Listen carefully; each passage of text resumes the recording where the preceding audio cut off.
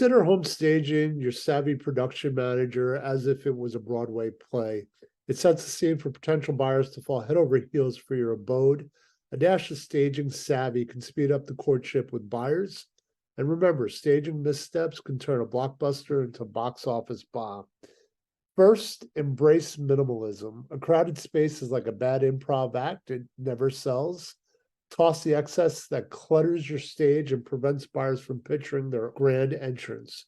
Remember that Elvis painting might not be the same charm for everybody.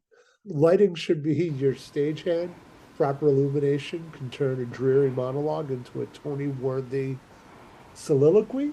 Ditch the drapes that block your home spotlight and opt for bulbs that make your space look like it's ready for a magazine shoot, not a haunted house. Now, onto the devil is in the details. Neglect not only a little nuances, a dripping tap or a corner of chip paint can scream neglected set piece louder than a scene stealer. Play the inspector and fix these tiny deal breakers before the audience arrives. Furniture arrangement itself should be less like Tetris and more like Feng Shui.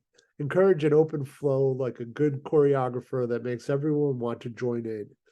Guide the audience's eyes to every nook with purpose and potential. First impressions are the critical opening act. Keep it neutral and let the buyer script their own dream scenes. The end game of staging is not to showcase your home as a lived-in memoir, but as a canvas for new stories. Steering clear of these staging faux pas will elevate your home. Open house to a standing ovation, sparkling encores from eager buyers. Prepare meticulously, strike the right balance, and let the curtain rise on a performance that concludes with a sold-out sign. If you're looking for this and more tips, feel free to reach out to your New Jersey real estate giant, Peter Cunha, and I can be reached at 917-690-5390.